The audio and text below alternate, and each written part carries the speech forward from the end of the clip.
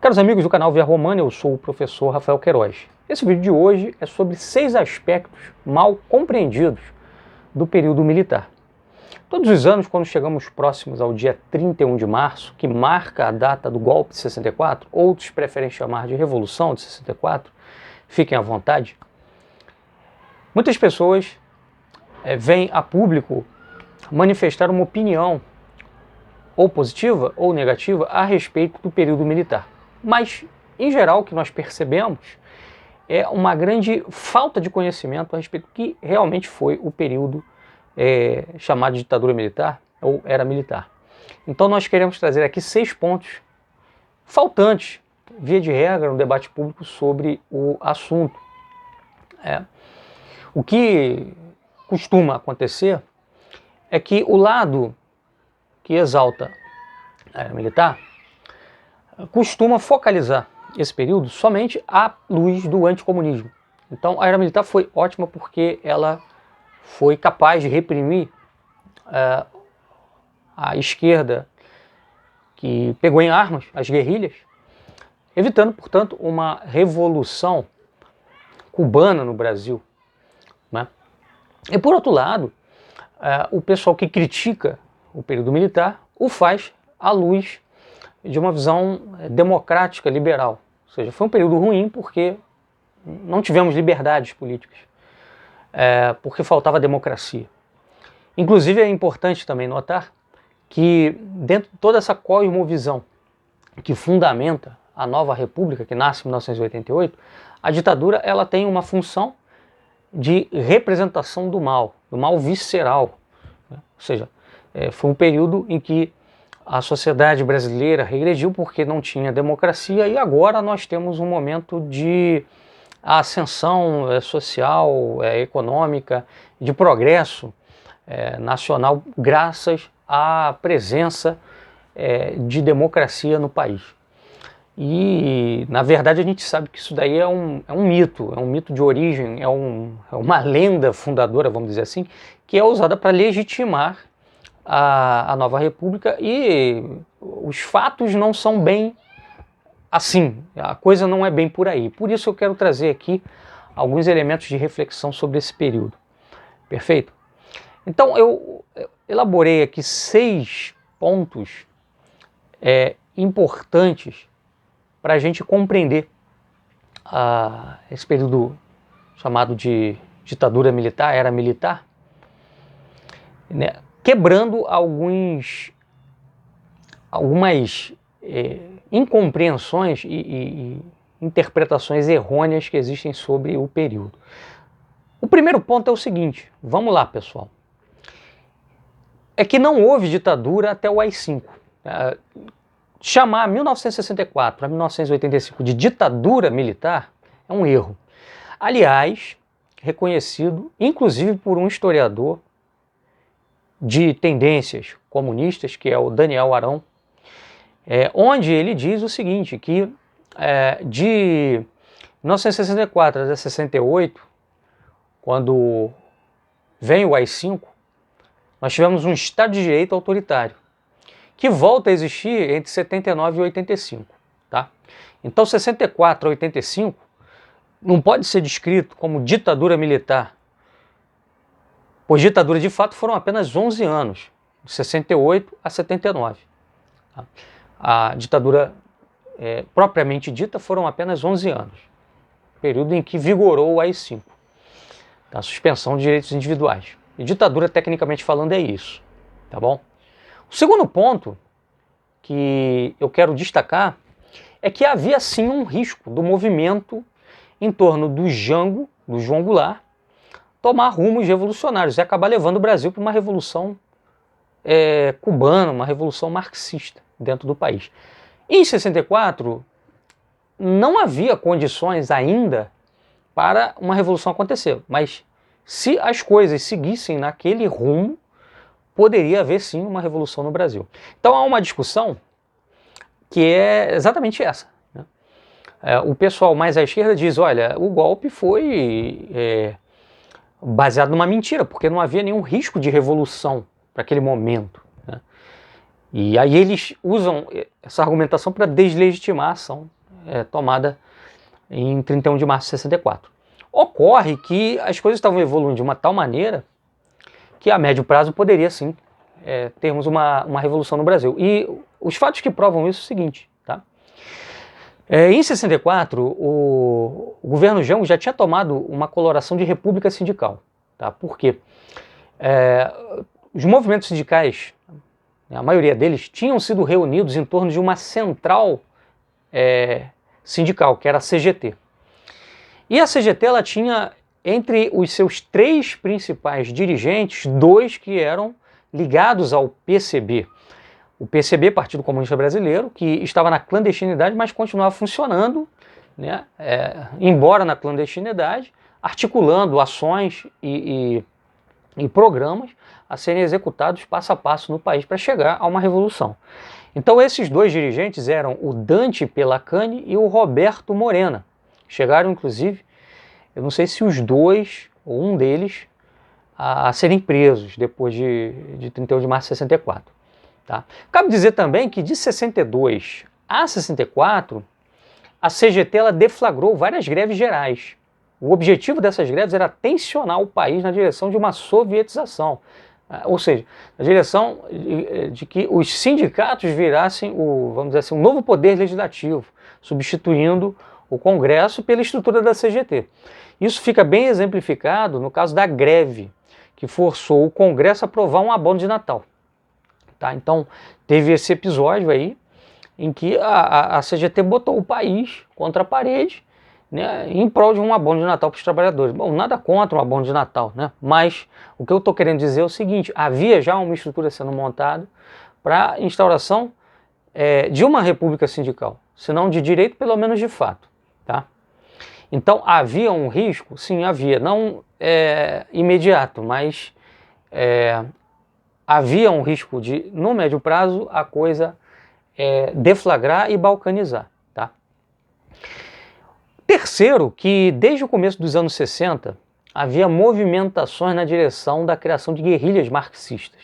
Então, há também uma alegação, o pessoal que deslegitima o 31 de março, dizendo assim, que não havia ainda luta armada estabelecida, então isso é um outro elemento que prova que não tinha um risco de revolução acontecendo no Brasil, etc. e tal. Porém, né, desde o início dos anos 60 você tinha já gente discutindo a criação de guerrilhas marxistas via o PCdoB, né, o Partido Comunista do Brasil, o movimento também chamado POLOP e a Liga Camponesa, liderada pelo Francisco Julião. Até 1961, o Francisco Julião ele defendia uma proposta de luta pela reforma agrária através do caminho da legalidade. Só que nesse mesmo ano, o Julião vai visitar Cuba e vai retornar ao Brasil com novas ideias, tá? Diferente daquelas que ele defendia antes. Tá? Então ele passa a acreditar que o mesmo que tinha acontecido em Cuba deveria ser aplicado ao restante da América Latina, colocando o camponês aí no centro da Revolução Socialista e diminuindo o papel do proletariado. Então o Julião passa a acreditar numa revolução a partir do campo. Tá? Os meios legais passam a ser descartados por ele e a opção de luta pela guerrilha passa a ocupar o primeiro lugar no pensamento do Julião e dos líderes da Liga Camponesa. Essa atitude ela não ficou restrita ao pensamento do Julião e dos líderes. Ela vai influenciar a Liga Camponesa, tá? Como o movimento camponês em geral. Tá? Tanto que em 62, 21 de abril de 62, em Ouro Preto, em Minas Gerais, vai ser lançado o Movimento Revolucionário Tiradentes, que tinha por objetivo ser um braço dessa luta armada. Tá? Esse movimento ele era inspirado no foquismo cubano, né? A ideia de criar focos de guerrilha e através disso você desestabilizar o Estado e criar um novo Estado, né? Fazer uma revolução realmente, instaurar um novo sistema. E esse movimento chegou a fornecer treinamento preparatório para futuros guerrilheiros em algumas fazendas que eles adquiriram. Tá? Numa edição de 4 de dezembro de 62, o jornal Estado de São Paulo noticiava a descoberta de campos de treinamento em Indianápolis, tá? Município de Goiás, onde inclusive vários militantes foram presos, dentre eles um bastante conhecido que era o Tarzan de Castro. tá? Além de terem sido feitas também apreensões de armas e munições. Tá? Então, já havia sim uma preparação, né, para ataques guerrilheiros antes mesmo de a coisa explodir em 64 ou mesmo do AI-5, porque muito se alega assim, que foi o AI-5 que levou a esquerda a pegar em armas. A esquerda já estava pensando em pegar em armas antes disso. Tá bom? Quarto, a esquerda democrática, ela gosta de criar a imagem mítica, né, como a gente falou, da sociedade civil resistindo à ditadura. Né? Quer dizer, a ditadura ela é apresentada de forma negativa porque ela, vamos dizer assim, abafou a sociedade civil. Isso é uma visão simplista, maniqueísta, usada até hoje, né, para legitimar a nova república. E que esquece que grandes segmentos da sociedade brasileira apoiavam a ditadura. Tá? Existiam fortes bases sociais e econômicas que sustentavam e davam amplo apoio aos militares. Tá? Quer dizer, a oposição à ditadura era a oposição de uma minoria, não da maioria da sociedade civil, que queria, inclusive, né, aquele regime instaurado no Brasil e apoiou. Tá? Então, assim, existe hoje, obviamente, uma elite política ligada aí à nova república que gosta de usar essa visão simplista, né, porque ela impede uma reflexão profunda a respeito dessas bases históricas que deram apoio aos militares. Tá? E é interessante também isso, né, para, vamos dizer assim, aplainar o caminho para esse discurso de que o caminho é a democracia, a via democracia, a nova república trouxe avanços sociais, econômicos, etc. e tal. Enfim. Em quinto lugar, é risível também reduzir a era militar a um regime serviçal dos interesses americanos. Há muita gente que critica os militares por um alinhamento, uma política externa de alinhamento ideológico aos Estados Unidos, né? Como um regime que foi instaurado por interesse de Washington e que ele teria inclusive financiado o golpe, arquitetado o golpe, etc. e tal. Bom, é verdade que o Castelo Branco, o primeiro presidente da era militar, ele tinha sim apreço por esse ideário americanista, o Olímpio Mourão também, né? Mas na prática, o regime militar foi muito menos americanista do que, por exemplo, a Nova República. Tá? Em primeiro lugar, porque nos Estados Unidos nunca teve ditadura militar, né? Os Estados Unidos sempre foi uma democracia. Embora eles apoiassem ditaduras naquele período da Guerra Fria que fossem favoráveis aos seus interesses. Tá? Mas reduzir a era militar a um regime serviçal aos americanos, né, serviçal aos Estados Unidos, é ridículo. Porque durante a maior parte da ditadura, as trombadas entre o Brasil e os Estados Unidos foram uma constante. Tá? Houve assim, um certo idílio diplomático até 74, tá? Mesmo assim no governo Costa e Silva, no governo Médici, a coisa já muda em relação à época do Castelo Branco. Tá? E com o Geisel muda de vez, né? Porque o Brasil vai fazer um acordo nuclear com a Alemanha, vai desagradar os Estados Unidos, que não queria o Brasil desenvolvendo energia nuclear. Tá? O Brasil vai reconhecer também a independência de antigas colônias portuguesas na África, sobretudo Angola, onde os Estados Unidos estavam diretamente envolvidos, né, porque em Angola havia, né, uma guerrilha que queria, né, implantar o comunismo e chegou mesmo a implantar, né? Então isso desagradou Washington. Tá? Com a eleição depois do Jimmy Carter, em 76, o governo americano vai passar a pressionar o Brasil em caso de respeito a direitos humanos, né? Por conta daquela perseguição que a ditadura moveu contra a gente da esquerda. Enfim, tanto da esquerda que defende a democracia quanto da esquerda guerrilheira. E vários gestos simbólicos, né, mostram, em casos importantes, o desacordo entre os dois países. Tá? O Brasil, por exemplo, não aderiu ao boicote dos Estados Unidos à Olimpíada de Moscou. Em 1980 participou da Olimpíada de Moscou. Nem embargou a exportação de grãos à União Soviética, coisa liderada pelos Estados Unidos. Quando o Ronald Reagan visitou o Brasil em 82, aqui o governo de Figueiredo ele se opunha à política americana na Nicarágua e em El Salvador. Então, assim, apresentar o governo militar como um governo de política externa, né, ideológica norte-americana, né, estadunidense, americanista, é ridículo. É coisa de quem não entende nada da história dessa época. Tá? Em sexto lugar, apresentar também o regime militar como um mero apêndice do capital privado externo ou de um capitalismo sem preocupação com o setor do trabalho é outro erro. Tá? Por exemplo, o período militar foi marcado pelo PND, Plano Nacional de Desenvolvimento, que no governo Médici colocou o Estado como o indutor do crescimento. Então não tinha nada de liberalismo aí radical no período militar. Tá? O Estado vai dar suporte ao capital nacional, tá?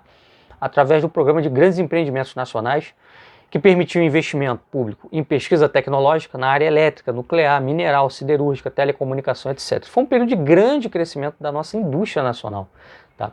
A ideia de que o governo militar favorecia o capital externo é ridículo. Tá?